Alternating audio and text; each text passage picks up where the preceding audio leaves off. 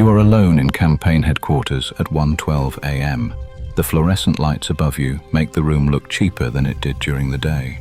Half-empty coffee cups sit beside a printer that has been jammed since 9. A hand-drawn map of District 4 is taped to the wall, covered in red circles, blue sticky notes, and one impossible number.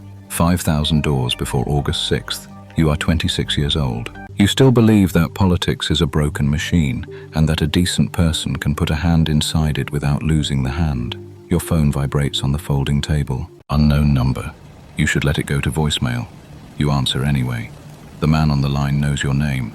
He knows the address of this office. He knows you are about to release documents showing that the Public Works Department steered a paving contract to the mayor's brother-in-law. Then he says something strange. He says he is not calling to threaten you. He is calling because people like you need to win before they can fix anything. You ask who he is. He laughs softly. A friend of the system, he says. Then the line goes dead. For a long moment, you sit very still. Outside, a delivery truck backs into the alley.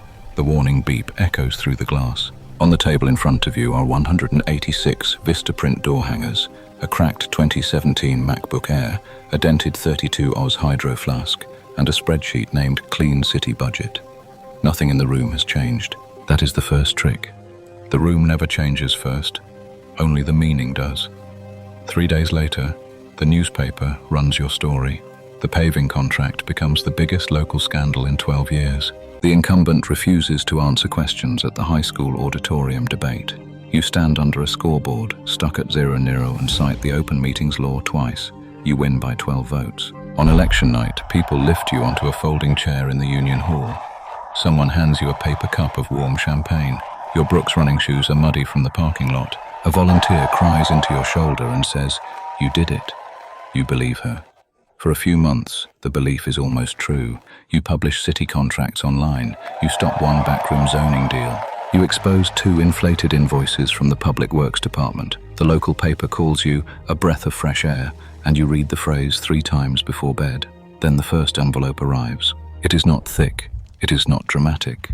It is a cream-colored invitation to a private dinner at a steakhouse you cannot afford, hosted by a businessman who says he admires your independence. You almost throw it away. Then you look at the campaign debt still sitting on your personal credit card. You look at the printer invoice. You look at the next race. You go. The steakhouse has soft lighting, heavy curtains, and waiters who know when to disappear. The businessman is older than you expected. He does not look like a villain. He looks like someone who has never had to raise his voice. He congratulates you on the paving investigation. He says the city needs more honest people. At the end of dinner, he writes a check for $50,000 to your newly formed political committee. You ask what he wants, because the old version of you still knows to ask. He smiles. "Nothing," he says. "Just keep being you." That is the second trick. The first favor never looks like a favor. It looks like someone believing in you at the exact moment you are tired. 2 years later, you are in Congress. You have one navy suit that fits well, one campaign-paid iPhone SE, and a rented studio in Navy Yard that smells like new carpet glue. On the kitchen counter is a box of personalized M&Ms with your name and district number printed on them because someone told you constituents like that sort of thing. Every morning, you walk past the Capitol and feel the same thing you felt on election night. Then you enter the call room. The room has no windows. There is a headset, a donor list, and a red number written on the whiteboard. $18,000 before dinner. You call a cardiologist in Phoenix. You call a developer in Arlington. You call a retired executive whose assistant says he is available for democracy at 2:15. You ask for 300 like it is a normal sentence. You tell yourself this is only for re-election, and re-election is only how the work continues. 3 months into your first term, the businessman calls. There is a vote coming up. He does not ask for much, not really. A small tax provision buried inside a bill thick enough to bruise your thumb. His company would save roughly $2 million, but the memo says thousands of other companies would benefit too. Job creators, manufacturing stability, 6 states protected. You read the memo twice, then you vote yes. That night, an old college friend texts you a photo from a clean water protest. You are 19 in the picture, holding a cardboard sign in the rain. Your hair is plastered to your forehead. You look unbearably certain. Under the photo, she writes one sentence. "Is this still you?" You do not answer. You sleep badly. Then the next night, you sleep normally. That is the third trick. Your conscience is loud the first time, quieter the second, useful by the third. The next vote is about environmental regulations. The businessman says the rules are forcing factories overseas. He says foreign plants have worse standards. He says voting no might feel clean, but it could move the pollution somewhere nobody here has to see it. When he says it that way, your old position starts to sound childish. You vote yes again. The environmental groups that once knocked doors for you turn on you by morning. Your former volunteer coordinator leaves a voicemail. She does not yell. That is worse. She says she does not understand who you are becoming. You delete the message without saving it. 2 hours later, a trade association praises your pragmatism. The word feels ugly.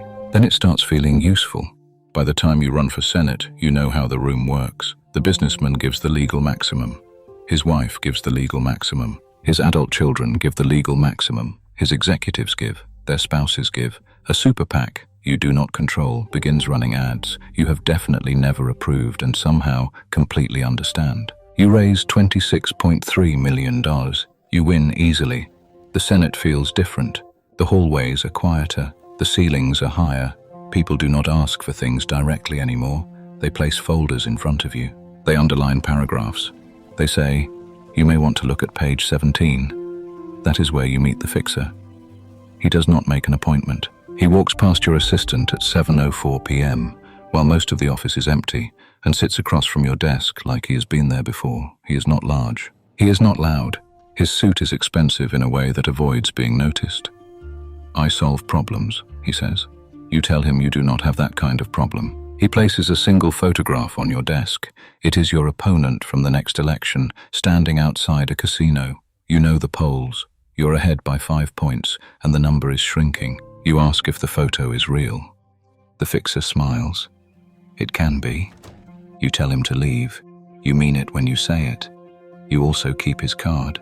3 weeks later, your opponent releases an ad using your college protest photo. In the ad, the younger version of you stands in the rain while a narrator lists every environmental vote you reversed. The clip goes viral before breakfast. Your donors go quiet. Your campaign manager stops saying, "when we win," and starts saying, "if." At 9:12 p.m., inside a soundproofed call room, you dial the number on the card. 2 days later, casino photos appear online. Your opponent at a blackjack table. Your opponent laughing too hard. Your opponent with chips stacked in front of him and a glass near his hand. The photos are fake. Not obviously fake. That is the point. The denial makes him look desperate. The correction runs slower than the accusation. By the time the forensic experts start talking about digital artifacts, voters have already seen what they needed to feel. You win by 12 points. The fixer calls the next morning. He does not ask for money. He asks for access. That is the fourth trick. The debt that ruins you is not the one you pay. It is the one you keep alive by pretending it does not exist. After that, the favors become weather. You do not notice every drop. A judge's nomination slows down. An investigation loses staff. A hearing gets postponed until the news cycle moves on. A line disappears from a report. A donor's nephew gets an interview. A hostile witness finds an old tax problem on the morning she is supposed to testify. No single act feels large enough to name. That is how the system protects you from the truth of the system. It cuts the crime into pieces small enough to carry. 6 years later, you are vice president. The office has oil paintings of dead leaders, marble floors, and a door guarded by Secret Service agents. On your desk is a black titanium iPhone with signal pinned to the first screen. In the top drawer is a sterling silver pillbox from Tiffany & Co. because your blood pressure no longer respects speeches about public service. You still tell yourself the fixer is temporary. You have been using that word for 8 years. At 5:45 a.m., a redacted draft executive order arrives in a Toomey leather portfolio. The subject is semiconductor trade policy. The real subject is who gets warned first. You make 3 calls before breakfast. One to a defense contractor paying $1.2 million a year to an advisory firm run by your former chief of staff. One to a donor's lawyer. One to the fixer. You do not touch the order yourself. You only create the weather around it. Then the journalist appears, not in person, on the fixer's phone. You see her leaving an apartment building at 7:18 a.m., coffee in one hand, canvas tote slipping from her shoulder. The photo was taken from across the street. You ask what she found. The fixer says, "Nothing yet." You understand that "yet" is the important word. She has your Senate filings, committee votes, amended donor reports, the casino photos, names of people who used to work for the fixer and no longer want to carry what they know. You stand in a parking garage under K Street and stare at her face. This is different. Your opponent wanted your seat. She wants the truth. You know she is innocent in a way that makes the next question harder to forgive. You ask how it would work.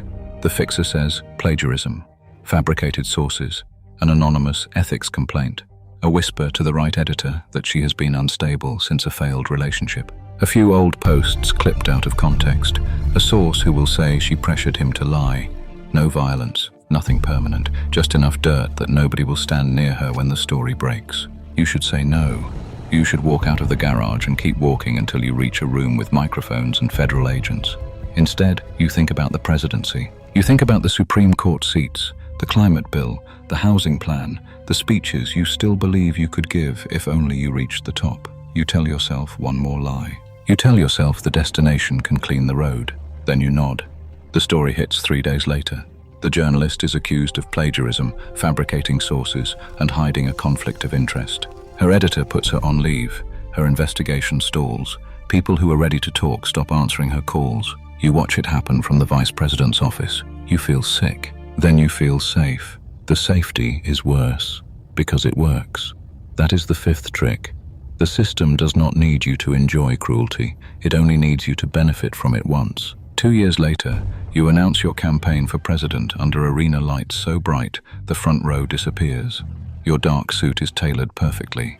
Your smile has been focus grouped. The opening music starts 9 seconds before you step out because the data says that is when the crowd reaches its loudest point. Thousands chant your name. For one dangerous moment, you believe them. Then the journalist returns. She publishes everything, not all of it. Enough. The fake casino photos, the shell vendors, the committee calls, the donor's tax provision, the executive order warnings, the smear campaign against her, the fixer's operation, mapped in names, dates, payments, and phone records. You read the story in the back of an armored Chevrolet Suburban while aides argue over 3 possible statements. Your polling lead collapses from 7 points to -15 in 11 days. Allies stop texting. The businessman sends one sentence through a lawyer. "We never had an arrangement." You laugh once. Then you feel nothing. The fixer calls at 11:38 p.m. He wants to meet under the hotel, level P3. You find him beside a concrete pillar stained with oil. The security camera above you has a black dome, which means you cannot tell where it is looking. He offers one more play. Something big enough to change the election. Something ugly enough that nobody says the word out loud. Your phone shows the war room chat, your legal counsel, your campaign manager, and a draft statement calling the journalist unstable, bitter, compromised, and dangerous. You look at the pillar. You look at the oil stain beside your shoe. You think of the church basement, burnt coffee, wet wool, 42 names on a clipboard. You think of the student in the rain holding the clean water sign. You think of the reporter losing her job because you nodded. For 15 years, every door opened because you convinced yourself the next room mattered more than the last line. This time you see the door for what it is, not a path upward, a cage with better furniture. You say no. The fixer looks at you for a long time. Then he tells you that if he goes down, you go down. He has recordings, messages, dates, names, enough to bury what is left of you. For the first time in years, the threat feels clean. Not because it is harmless, because it is true. You lose badly on election night. The ballroom empties before midnight. Red, white, and blue balloons hang in nets that never open. 3 concession speeches sit on the desk upstairs, each one written for a different version of defeat. You choose none of them. At 2:26 a.m., you sit alone in a hotel room with a black Sharpie, a silent war room chat, and a television muted on your own face. Your phone rings. Federal Bureau of Investigation. You answer. They ask if you are willing to talk about the fixer. You look at your hands. For years, those hands held signs, shook donors, signed letters, covered tracks, waved from stages, and pointed other people toward doors you never had to walk through yourself. Now there is no crowd, no chant, no staffer mouthing the next line, no fixer telling you what can be handled, only a phone against your ear and a question simple enough to hurt. You say yes, not because it saves you, it will not. You say yes because one honest sentence is the first thing in years that still belongs to you. And when the recorder turns red in the interview room, the agent asks for the first name. You open your mouth. For the first time in 15 years, no one is standing behind you to tell you what to say.